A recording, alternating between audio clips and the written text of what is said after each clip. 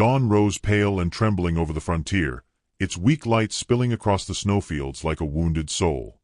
The wind moved in long, sorrowful sighs, brushing over fences and abandoned wagons and the half-forgotten hopes men buried beneath their land. Caleb Rourke felt every note of that wind as he rode, his coat pulled tight across his broad shoulders, his breath fogging the air like whispered ghosts.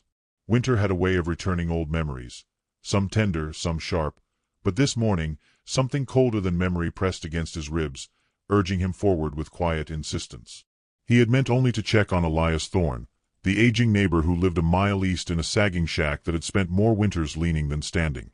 Elias had taken ill weeks before, stubbornly refusing help. "Ain't ready to be buried by strangers," he'd croaked the last time Caleb visited.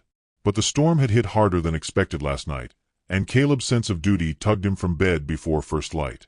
Something in his bones whispered that the man might not last another dawn. As Caleb's horse crested the ridge, the Thorne place came into view, a lonely patch of sagging boards wrapped in frost. Smoke did not rise from the chimney. Snow had drifted across the steps. The world was too still. Caleb dismounted, boots crunching through untouched powder as he pushed toward the porch. Elias lay slumped against the doorframe, breath shallow, eyes clouded with the sheen of someone halfway between this world and whatever came after. Caleb knelt, lifting the frail man's shoulders with care, feeling ribs like twigs beneath the worn coat. "You should have called for me," Caleb murmured, voice soft but steady. Elias's lips moved, cracked and bloodless. Didn't make it in time." Caleb leaned closer. "In time for what?" The old man's gaze wavered toward the horizon, toward the fence line swallowed by snow. "She's out there. Didn't know what else to do. Too late now." His chest rattled with each word. "She?" Caleb asked, but Elias's head fell against his arm, breath slipping away like a candle guttering in the wind. Caleb held him until the trembling stopped, until silence settled heavy and permanent over the porch. The cold had taken him gently, as winter often did with the lonely. But the final words, "she's out there," hung like a splinter beneath Caleb's skin. He rose, scanning the whitened distance. Faint footprints, nearly erased by the storm, trailed away from the house. Too small for Elias. Too light for a man. Something tightened in Caleb's throat. Without hesitating, he followed the prints, boots sinking deep, breath burning in the frozen air. The world narrowed to the trail ahead and the pulse beating faster with every step. The storm had softened, but the cold bit like sharpened teeth. Whoever those prints belonged to couldn't have survived long. He found her near a collapsed section of fence, a slender figure curled into the snow as if trying to disappear into it. Long black hair scattered across the ground like spilled ink, frozen at the ends. A thin dress clung to her frame, fabric meant for gentler climates, not the merciless wilds of the American frontier. Caleb dropped to his knees. The woman's skin was pale from cold, her lips blue, her lashes crusted with frost. Yet her chest rose faintly, fighting for air with fragile determination. She looked impossibly young, impossibly far from home. A scrap of paper lay near her hand, half buried. Caleb lifted it, smoothing the creases. It was a mail-order bride contract, printed in rough ink, the name Mei Lien written with delicate precision beside the recipient, Elias Thorne. Caleb exhaled sharply. A woman sent halfway across the world, to a dying man. He slid an arm beneath her, lifting her gently. She stirred, eyes fluttering open just enough for him to glimpse the dark fear trembling inside them. "I was promised," she whispered, words fractured with cold. "But he didn't want me." Caleb's jaw tightened. Elias had barely been alive. Whatever bargain he'd struck, abandoning her in the snow was cruelty beyond sense. "You're safe now," Caleb said, though he wasn't sure she could hear him. He carried her across the frozen field, each step sinking deep, the weight in his arms feather-light yet heavy with responsibility he had not asked for. Snow fell in delicate spirals, touching her hair, gathering on her lashes, softening the world into shades of white and sorrow.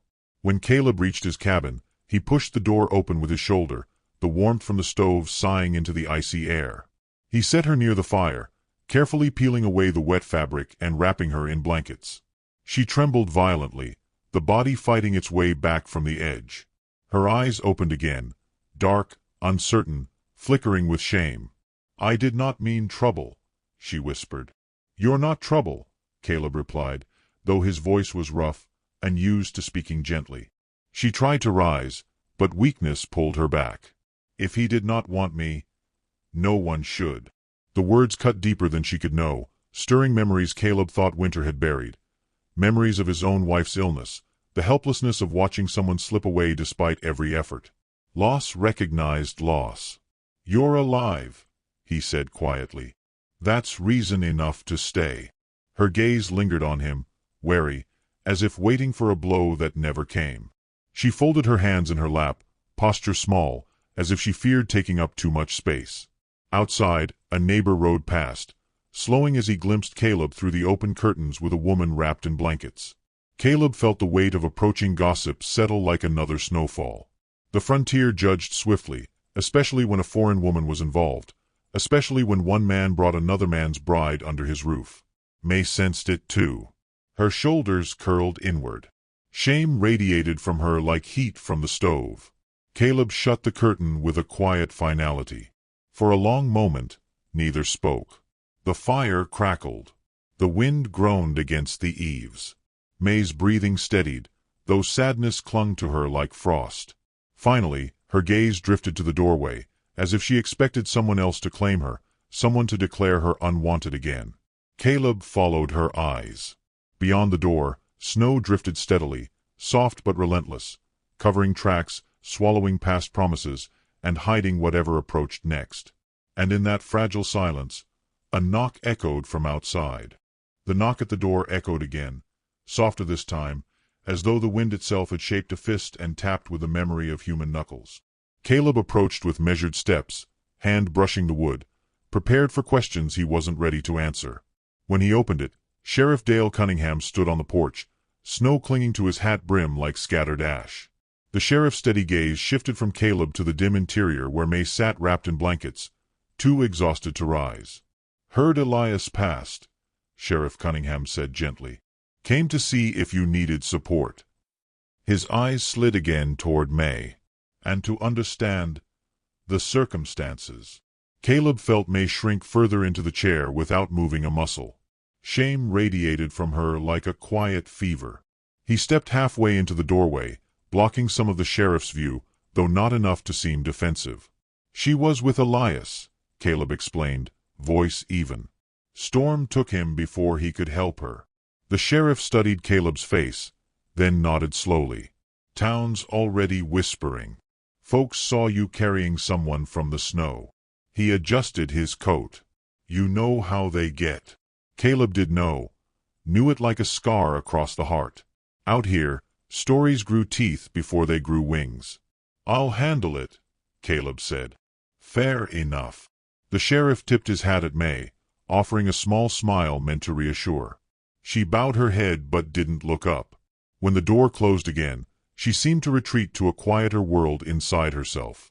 Caleb knelt by the stove, adding another log, letting heat swell into the small cabin.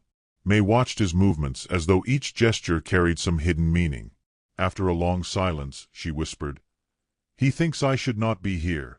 Caleb looked over his shoulder. "He thinks nothing of the sort." Her fingers twined tightly together. "Back home, I failed my father. Here I failed the man who sent for me. I do not wish to fail you." "You're not failing anyone," Caleb said, though the words came out rougher than intended. When she flinched slightly, he softened his voice. "You're alive. That's what matters." She lowered her gaze. The fire cast warm light across her features, softening the sharp lines carved by cold and fear. Her dark hair, drying now, clung in damp waves to her cheeks. She looked more fragile than porcelain, yet something quietly resilient glimmered beneath the surface. Caleb rose and fetched a chair from the corner, placing it gently beside the table. "You can sit here," he said, "closer to the fire." She shook her head quickly. "I cannot take space. Floor is fine." "It isn't," he replied, nudging the chair an inch closer. "You're a guest." She hesitated, as if the idea was too indulgent to accept. But when the heat from the stove reached her shivering hands, she slowly, timidly, shifted from the floor to the chair. The moment felt small, but it settled the cabin into a more human shape, two souls separated by silence, yet sharing warmth enough to thaw new beginnings. As she sat, she began examining the cabin without lifting her head, studying objects one at a time. The worn coffee tin, the cracked window pane sealed with wax, the rope Caleb kept coiled near the door. Everything seemed to tell her something about him, things he would never say aloud. After a while, she whispered, "You live alone." Caleb nodded. "Since your wife died," she continued softly. His breath hitched, though barely. News traveled fast in a tiny town. Even newcomers learned sorrow through the mouths of others. He didn't answer, only poked the fire again, letting sparks rise like tiny spirits chasing each other toward the chimney. May folded her hands in her lap. Losing someone, it stays inside the bones. He looked at her then, a long, unguarded look. Yes, it does.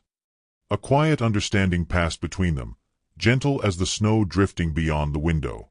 Later, when Caleb stepped outside to gather more firewood, the cold struck his lungs sharply. The storm had weakened, but traces of it clung to the land like bruises. As he bent to lift a log, he noticed a figure watching from the road. Martha Hale, bundled in fur, jaw tight with suspicion. She stared brazenly into his yard, eyes narrowing when she spotted May through the window. Caleb straightened. Martha huffed, turned her horse, and rode off toward town, no doubt carrying a basket of fresh gossip. Inside, May sensed the shift in him the moment he re-entered. "Someone was there," she said. "Martha," he replied. Her face grew pale. "She will tell the town I am here. They were going to find out anyway. But now," May whispered, voice tightening, "they will think wrong things." Caleb didn't deny it. She wasn't wrong. In this place, a woman under a man's roof, especially a foreign woman with no kin, invited judgment sharper than any winter storm. May rose unsteadily from the chair. "I should go." "Go where?" he asked. "Back to the snow," she answered with chilling simplicity. "People talk less about the dead." The log Caleb carried thudded as he dropped it into the woodbox, his patience thinning not with her, but with a cruel logic she'd learned to live by. "You're not going anywhere." She stiffened. "I don't want to bring shame." "You didn't bring shame," he said firmly. "It came from people who never met you." Her lips trembled. She sank back into the chair, eyes glistening with unshed tears. Caleb looked away out of respect, giving her space to gather herself. As the hours passed, she insisted on helping, stitching a torn glove, sweeping the floor, heating water despite her lingering shivers. It wasn't obligation driving her, but the aching need to repay kindness in the only ways she knew. Caleb tried to ease her burden, but each time he reached for a task she flinched, as though fearing she'd be reprimanded. Near dusk, she brewed a small pot of tea, hands steady now. She poured Caleb a cup, eyes lowered. He accepted it with a nod that carried more gratitude than his words ever could. The cabin, though small, felt fuller somehow, warmer, not just from the fire, but from the fragile humanness unfolding between them. Yet beneath the quiet gestures lingered a heaviness neither dared address. Caleb sensed it first, the lingering echo of Elias's dying words, the contract in the snow, the weight of a woman abandoned before her life here had even begun. May sensed something too, though hers was wrapped in fear. Fear of being misplaced again, fear of belonging nowhere. As night settled, a sudden gust of wind rattled the door, making May jump. Caleb moved to check the latch, but before he reached it, a shadow passed across the frosted window, broad-shouldered, purposeful, unmistakably human. Someone was standing outside the cabin. And they weren't knocking. The shadow lingered outside the window like a smudge of darkness that refused to belong to the night. Caleb froze mid-step, one hand tightening on the doorframe, the other instinctively shifting behind him as if to shield May from whatever waited beyond the glass. May's breath caught. Her eyes widened, not with surprise but with a reflexive fear of someone who had learned that footsteps in the dark rarely carried good news. Caleb pushed a finger to his lips, then moved silently toward the door. Whoever stood outside had no lantern, no horse, no visible reason to be there. The snow whispered under shifting boots. When Caleb finally opened the door, the bitter wind rushed in first, and behind it stood Tom Weaver, Elias Thorne's cousin, a man known for a pride that outweighed his sense. Tom's face was ruddy from the cold, but anger burned through it like wildfire. "Heard Elias died this morning," he said without greeting. "And heard you've taken possession of something that belonged to him." Caleb's jaw tightened. Elias didn't own people. Tom shoved past him, striding straight into the cabin before Caleb could block him. His gaze snapped to May as she rose from her chair, gripping the blanket around her shoulders. He looked her up and down with a calculating coldness that made Caleb's stomach knot. "So this is the bride," Tom muttered. "He paid for her passage. Paid for her contract. Seems to me she's part of his estate." May flinched at the word estate as if he had slapped her. Caleb shut the door hard enough to make the shelves rattle. "You don't talk to her like that," he said quietly, the kind of quiet that carried more force than a shout. Tom snorted. "What's your claim on her, Caleb? You've known her a day." Caleb didn't answer. He didn't have a claim, only responsibility, only the memory of finding her freezing in the snow, only the flicker of something unspoken when she looked at him with those dark, fragile eyes. May stepped forward, voice trembling. "I am not property." Tom ignored her. "Sheriff will back me. Papers are papers." Elias ordered her, "So she belongs to the Thorne family now." He yanked a folded page from his coat. "The contract, creased and dirty. And I intend to decide what's done with her." May's breath hitched. Caleb stepped between them, boots planted firmly, shoulders squared. "She's not going anywhere with you." Tom's smile chilled the room more than the wind had. "You'd take on the law for a foreign girl you just met?" Caleb met his gaze without flinching. "I'd take on anything that needed taking on." Tom looked between them, calculating, and for a moment the crackling fire was the only sound. Then he turned sharply, marching to the door. "Sheriff'll hear about this," he said. "And the town will too." When the door slammed behind him, silence returned, heavy, suffocating. May sank into the chair as though her legs could no longer hold her. "I will bring you ruin," she whispered. "You should have let him take me." Caleb crouched in front of her, hands resting on his knees. "I'm not letting anyone take you."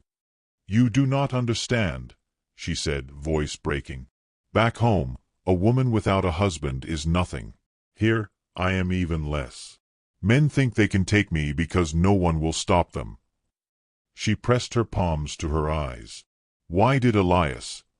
Why did he send for me if he meant to leave me in the snow?" Caleb hesitated. Elias had been a lonely man, too sick and too prideful to ask for help. Maybe he intended kindness and simply ran out of time. Maybe he intended nothing more than a last attempt at belonging. But none of that could soothe her. "Whatever he meant," Caleb said softly, "you survived. That matters more than anything." She shook her head, but her breathing steadied, clinging to his words like a lifeline. By late morning, the storm clouds thinned, revealing the dusty glow of weak winter sun. Caleb saddled the horse and told May he needed supplies from town. She offered to sew the torn jacket he'd left by the door, eager to be useful, but he shook his head. "You rest." Before he left, she reached out, not touching him, but hovering her hand close to his sleeve. A gesture of gratitude too shy to finish. "Be careful," she murmured. The words warmed him more than the fire. Town was a different world that day. Every porch seemed to lean forward, every window a watching eye. Martha Hale stood beside the general store, arms folded, her voice unraveling across the street like barbed wire. He brought her into his house. A foreign girl. And Elias not even in the ground yet. Others joined in, the sort who believed gossip to be scripture. Caleb ignored them, stepping inside the store. But the storekeeper, Mr. Rutledge, stiffened when May's name was mentioned. "If Elias's kin show up claiming rights, I don't want trouble with them. Or you." Caleb stared him down. "You won't get trouble from me." "That Chinese girl's presence ain't proper," Rutledge muttered. "Town won't abide it." Caleb paid for his goods without another word, though anger pulsed beneath his skin like a second heartbeat. When he returned home, he found May standing by the window, hands pressed to the glass. She turned when she heard him, her face tight with worry. "Tom came back," she said quietly. "He did not knock." Caleb felt the cold inside his chest again. What did he want? "He looked around," she said. He smiled. It was not a kind smile. She stepped backward as though retreating from the memory. "I am afraid." "You're safe here," Caleb said. But May shook her head. "Not if the law says otherwise. Not if the town believes him." She hugged herself, her thin shoulders shivering despite the warmth of the stove. He could see how the room felt smaller to her now, how danger pressed against the walls like an unseen storm, tightening the air. Caleb stepped closer, just enough for his presence to steady her without touching. "Whatever comes, we'll face it." He meant it, though he didn't yet know how. She looked up at him then, truly looked, and something shifted between them. Not romance, not yet, but the first fragile thread of trust, spun from shared fear and unexpected kindness. The wind groaned against the doorframe again. May flinched. Caleb moved to check the latch, then stopped. Near the bottom of the door, half tucked under the crack, lay a torn scrap of paper. He bent, lifting it into the firelight. It was the other half of May's contract, and scrawled across it, in Elias Thorne's failing hand, were 4 shaky words that made Caleb's pulse stutter. She was running from them. Caleb read the words again, as if the shaky handwriting might steady on a second glance. She was running from them. Elias's final message, half a warning, half a confession, felt like cold water spilling down Caleb's spine. He lifted his gaze to May, who stood frozen near the table, her face pale as ash. "May," he said softly, "what does this mean?" She hesitated. Her lips parted, then closed again, as though the truth had become a jagged stone in her throat. She walked toward the stove, warming her fingertips near the flame, the fire reflecting in her dark eyes like a memory she wished she could extinguish. "I told you I failed my father," she whispered. "That is not the whole story." She clasped her hands tightly, knuckles whitening. "When I agreed to come here, it was not only because I wished for a new life. It was because I was told I owed someone, and if I refused, they would make my family pay." Caleb stepped closer, careful not to crowd her. "Who?" "Men who arranged the marriage," she said. "They told me I must travel or they would sell me anyway, to someone far worse. Elias's name was only a hope, a chance.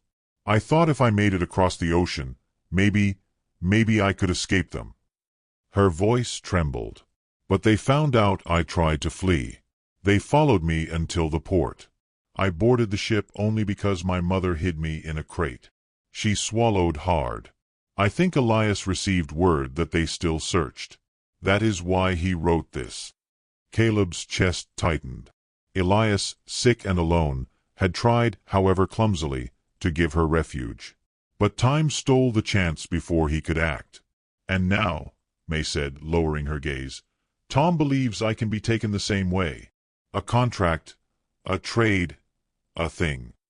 Caleb reached for the paper in his hand, gripping it with more force than necessary. "You're not a thing." The words came sharp, instinctive. "And you're not theirs." May flinched, not from fear, but from the unfamiliar sound of someone defending her. The old rhythm of her breathing steadied, slow but fragile, like a bird learning it could perch without falling. As afternoon light crept through the frosted window, she began preparing tea, movements small and precise. She handled the cups as if they were silk, though they were nothing more than chipped stoneware. Caleb watched her, noticing how her hands still trembled when she believed no one saw. The fear she carried was not the kind that shouted. It was the quiet kind that ate a person from the inside. He sat at the table, elbows resting on the worn wood. "May," he said, gentler this time, "you're not alone now." Her eyes lifted to his, soft but wary. She set a cup before him. "You say that. But tomorrow, the sheriff may take you at your word or take Tom instead. I do not know which fate will come for me." Caleb didn't reply immediately. The truth was that the law in a frontier town bent with the strongest wind, and today that wind was full of gossip and suspicion. But he also knew something deeper. He would not let anyone uproot her from safety again. "Tell me what you need," he said quietly. She blinked, confused. "Need. A person has needs," he said, "even if no one's asked them before." Her breath wavered. "I need to not fear every footstep." Something in Caleb tightened, something old, something protective. "I'll take care of it." The promise hung between them, heavy and unspoken, a shield forming without ceremony. Later that day, Caleb took her outside for the first time since the storm. The sky had softened into a muted silver, and the world felt washed clean beneath the pale winter sun. May wrapped herself in his old coat, drowning in its size, but somehow looking steadier with each breath of the cold air. He showed her how to gather wood, how to test branches for dryness, how to carry them without strain. Her fingers, though numb at first, learned quickly. She watched him with quiet intensity, mirroring each motion, not to please, not to repay, but because learning made her feel less powerless. When she managed to split a small log, she looked up with hesitant pride. Caleb found himself smiling, a rare, unguarded curve of his lips. She startled slightly at the sight, then looked away, cheeks warming in a way that had nothing to do with the firewood. Inside again, the air between them felt lighter, though neither could name why. But calm rarely lingered long on the frontier. Just before dusk, the sheriff rode up. Caleb stepped onto the porch to meet him, blocking the view inside as instinctively as he breathed. Cunningham dismounted, boots crunching through the ice. "We've got trouble brewing," he said without preamble. "Tom's gone to the judge in the next town. Claims May belongs to the Thorne estate." Caleb's jaw tightened. "She doesn't." "I know that," the sheriff said, lowering his voice, "but the judge doesn't know her story. Contracts carry weight. And in these parts, a foreign woman don't get the benefit of doubt." "Then I'll talk to him," Caleb said. Cunningham shook his head. "Tom's traveling with 2 others. Men who think like he does. They're coming back tonight." A chill colder than winter swept through Caleb. "Tonight?" "Yes. And they're not coming to parley." With that, the sheriff rode off toward town, leaving silence in his wake. Caleb shut the door and turned to find May standing there, having heard enough to understand. Her hands trembled at her sides. "They're coming," she whispered. "For me." Caleb stepped forward, stopping just a breath away. "They won't take you, even if the law." "Law or no law," he said, voice low, "you're staying right here." Her eyes glistened, not with fear this time, but with something more fragile. Trust, the kind built grain by grain, as delicate as frost forming on glass. She exhaled slowly.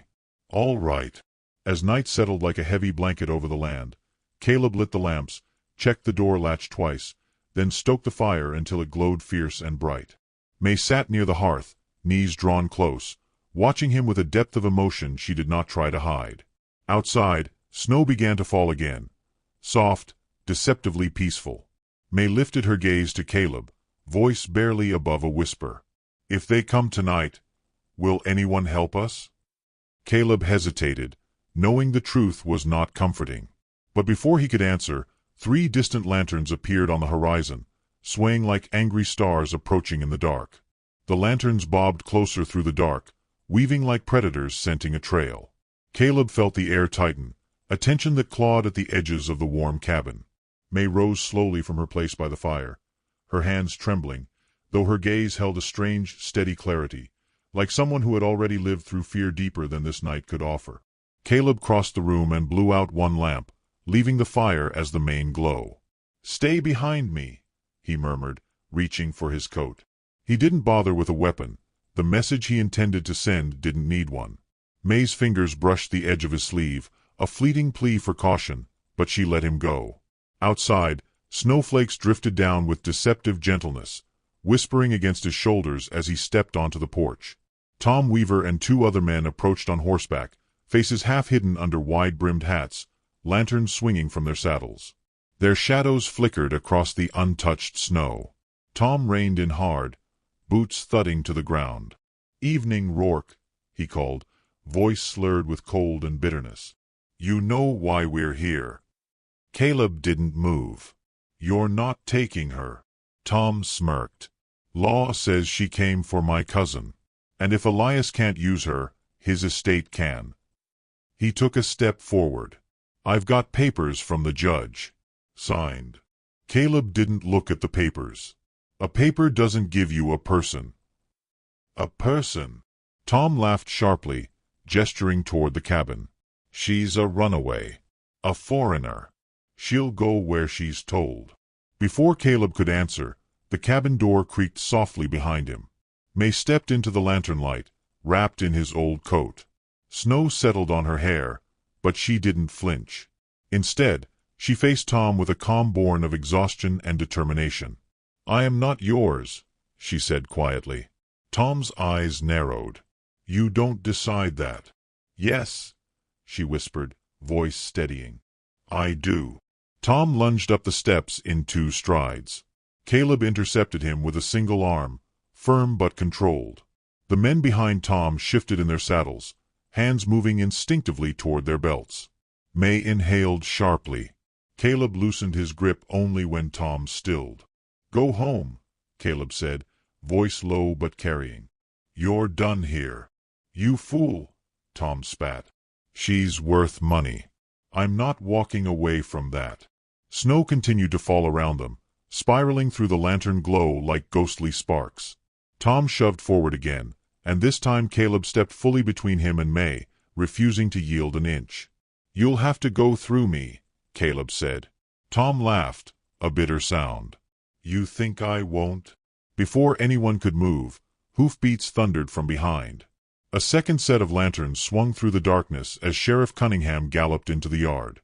He dismounted in one fluid motion, boots sinking deep into the snow. "That's enough," the sheriff barked. "Tom Weaver, stand down." Tom stiffened. "Sheriff," the judge signed off.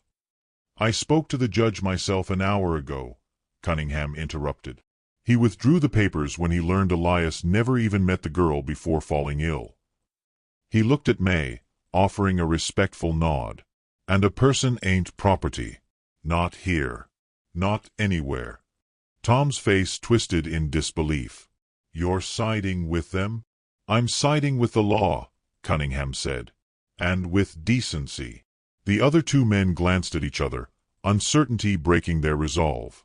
Tom cursed, kicked at the snow, then jabbed a finger toward the cabin. "You'll regret this.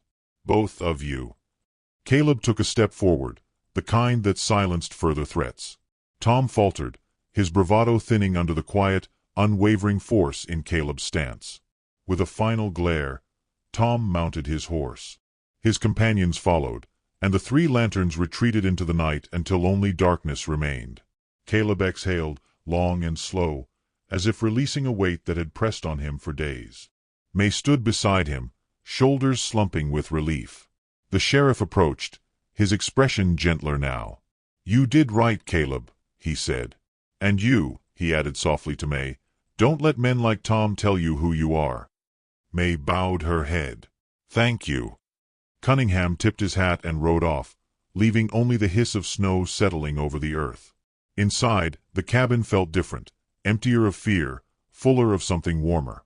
May closed the door softly, leaning her forehead against the wood, her breath unsteady. Caleb watched her from across the room, knees bent as he unbuttoned his coat. "You were brave," he said. Her laugh came thin, almost disbelieving. "I was only tired of running." "You don't have to run any more," he answered.